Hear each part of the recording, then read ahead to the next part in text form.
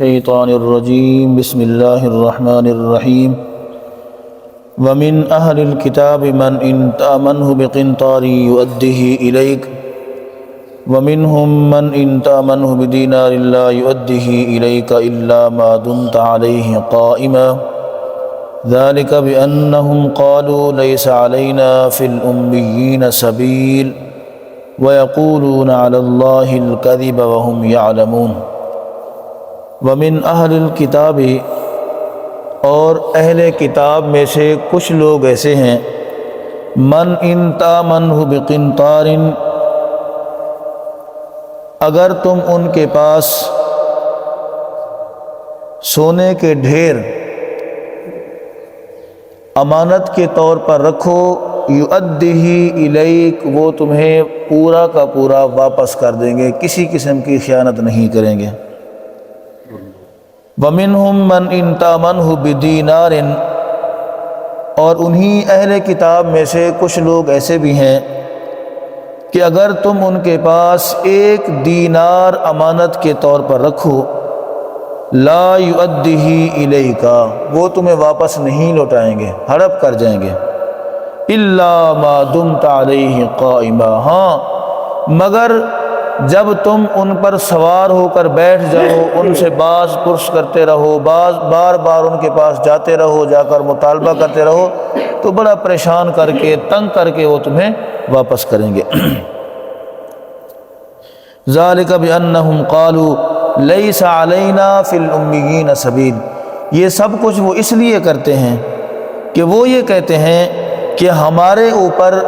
ان پڑھ لوگوں کا، یعنی امت محمد صلی اللہ علیہ وآلہ وسلم کو وہ بدبخت ان پڑھ کہتے تھے، امی کہتے تھے۔ لیس علینا فی الامیین سبیل، ہمارے اوپر امی لوگوں کا کوئی حق نہیں ہے، ان کا مال جیسے مرضی کھاؤ جائز ہے۔ وَيَقُولُونَ عَلَى اللَّهِ الْكَذِبَ وَهُمْ يَعْلَمُونَ، اللہ فرما رہا ہے وہ سب کچھ اللہ رب العزت پر جانتے بوجھتے جھوٹ بول رہے ہیں۔ ایسا نہیں ہے انہیں اس بات کا علم نہیں ہے، انہیں پتہ ہے یہ زیادتی ہے، ظلم ہے، غلط ہے، لیکن اس کے باوجود جان بوجھ کر وہ اللہ پر جھوٹ باندھ رہے ہیں۔ بلا من اوفی بعہدہ واتقی فإن اللہ یحب المتقین، کیوں نہیں، جس بندے نے اپنے وعدے کو پورا کیا، واتقی، اور وہ اللہ رب العزت کے سامنے کھڑے ہونے سے ڈرا، فإن اللہ یحب المتقین، پس اللہ رب العزت تقوی اختیار کرنے والوں سے، متقی لوگوں سے محبت فرماتا ہے۔ ان آیات کے اندر یہودیوں کی ایک اور بری خصلت کو بیان کیا جا رہا ہے، اور وہ یہ ہے، یہودیوں کا ایک غلط نظریہ تھا، وہ یہ کہتے تھے برملا کہ مسلمانوں کی جو چیز بھی تمہارے پاس آئے اسے ہڑپ کر جاؤ، اسے کھا جاؤ، اسے واپس کرنے کی ضرورت نہیں ہے۔ وہ کیوں؟ وہ اس لیے وہ کہتے تھے یہ ان پڑھ ہیں، یہ جاہل ہیں، یہ امی ہیں، اور انہیں کسی بات کا کوئی علم حاصل نہیں ہے، جس کی وجہ سے ان کا مال ہمارے اوپر حلال ہے، جائز ہے۔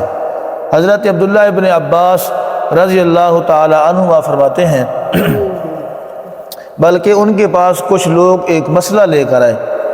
پوچھنے کی غرض سے کہ بتائیے ذمی کا مال کیا اگر ہم کھا جائیں تو ہمارے لیے جائز ہے،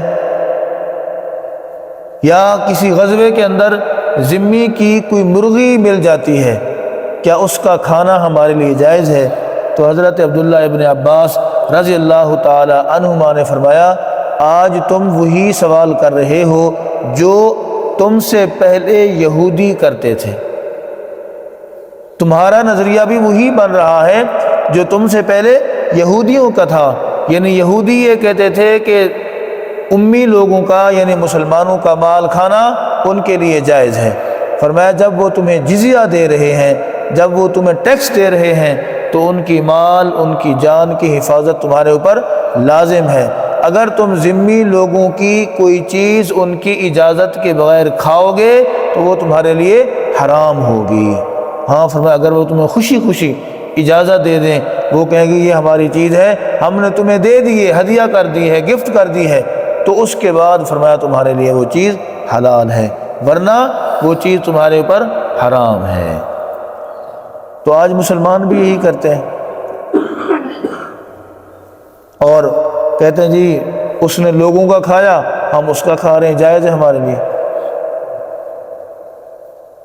نبی مکرم صلی اللہ علیہ وآلہ وسلم کے سامنے جب اہل کتاب یہودیوں کی اس بری خصلت کا ذکر کیا گیا تو حضور علیہ الصلوۃ والسلام نے ارشاد فرمایا اللہ رب العزت نے میرے آنے کے بعد باطل کی ساری چیزوں کو مٹا دیا ہے، اور فرمایا امانت کے متعلق اللہ تبارک و تعالی نے بڑی سختی کے ساتھ ارشاد فرما دیا ہے اگر کوئی بندہ امانت میں خیانت کرے گا تو اسے اللہ رب العزت کے ہاں مجرم ٹھہرایا جائے گا اور اسے اس کا حساب کتاب دیا جائے گا، اس سے باز پرس ہوگی، اس سے پوچھا جائے گا۔ آگے فرمایا بلا من اوفا بعہدہ واتقا، جو بندہ اپنے وعدے کو پورا کرتا ہے، اگر کسی کے ساتھ کوئی معاملہ ہوا ہے پھر اس کے ساتھ ایک ٹائم مقرر ہو چکا ہے اور اس ٹائم پر لین دین کرنا تھا، فرمایا جس بندے نے اپنے وعدے کی پاسداری کی، جس بندے نے اپنے وعدے کو پورا کیا، مکمل کیا، واتقا ایفاء عہد بھی کیا، اور اس کے ساتھ ساتھ وہ اپنے رب کے سامنے کھڑا ہونے سے ڈر گیا۔ رب کے سامنے کب کھڑے ہونا ہے؟ میدان محشر کے اندر، جب سارے لوگ حضرت آدم علیہ السلام سے لے کر قیامت تک آنے والے جتنے لوگ ہیں سب کے سب وہاں پر میدان محشر میں اللہ رب العزت کے سامنے کھڑے ہوں گے اور اپنے اپنے اعمال کا بوجھ لے کر کھڑے ہوں گے۔ واتقا، فرمایا یہ بندہ اللہ رب العزت کے سامنے کھڑے ہونے سے ڈر گیا، کانپ گیا، لرز گیا کہ نہیں میں اپنے رب کے سامنے کیسے کھڑے ہوں گا اگر میں نے یہاں دنیا کے اندر رہتے ہوئے اپنا وعدہ پورا نہیں کیا، اگر میں نے یہاں دنیا میں رہتے ہوئے ایفاء عہد نہیں کیا، اگر میں نے دنیا میں رہتے ہوئے لوگوں کی امانتوں کو ان تک نہیں لوٹایا تو پھر میں نے رب کے سامنے کیسے ہونا ہے۔ واتقا، ایسے شخص کے لیے اللہ رب العزت نے ایک تمغے کا، ایک میڈل کا اعلان فرما دیا ہے، اور وہ یہ ہے فَإِنَّ اللَّهَ يُحِبُّ الْمُتَّقِينَ، دنیا میں رہتے ہوئے تم اللہ نے کہا مجھ سے ڈر جاؤ، میرے سامنے کھڑے ہونے سے ڈر جاؤ، میں اس کے صلے میں تمہیں کیا کروں گا؟ تم سے محبت کروں گا، دنیا کے اندر بھی محبت کروں گا اور آخرت میں بھی تم سے محبت کروں گا۔ تو میرے بھائیوں، قرآن کریم کی آیات سے پتہ یہ چلتا ہے کسی کے حقوق کو کھانا، کسی کے حقوق کو دبانا، کسی کے حقوق کو مارنا، یہ اللہ رب العزت کے ہاں کیا ہے؟ ایک جرم ہے، بہت بڑا جرم ہے۔ حقوق کو ادا کرنا، وعدے کی پاسداری کرنا، امانت میں خیانت نہ کرنا، یہ کیا ہے؟ اللہ اور اس کے رسول صلی اللہ علیہ وآلہ وسلم کا پسندیدہ۔ حضرت مالک بن دینار رحمۃ اللہ علیہ فرماتے ہیں کہ دینار، لفظ دینار جو ہے یہ دو چیزوں سے بنا ہے، دین اور نار۔ فرمایا اگر تمہارا لین دین، اگر تمہارے معاملات شریعت کے مطابق ہیں، اللہ کی رضا کے لیے ہیں، تو پھر یہ کیا ہے؟ دین ہے، اور اگر اللہ کی منشا کے خلاف ہیں، نبی مکرم صلی اللہ علیہ وآلہ وسلم کے بتلائے ہوئے طریقے کے خلاف ہیں، تو پھر کیا ہے؟ یہ نار، جہنم کی آگ ہے۔ یہ ہے دینار کا معنی۔ حضرت مالک بن دینار رحمۃ اللہ علیہ نے یہ فرمایا ہے۔ اللہ رب العزت سے دعا ہے اللہ تبارک و تعالی مجھے آپ کو ہمارے لیے دین پر چلنا آسان فرمائے، ہمیں قرآن کی سمجھ عطا فرمائے، اللہ ہمیں دین کی سمجھ عطا فرمائے۔ وآخر دعوانا الحمد للہ رب العالمین۔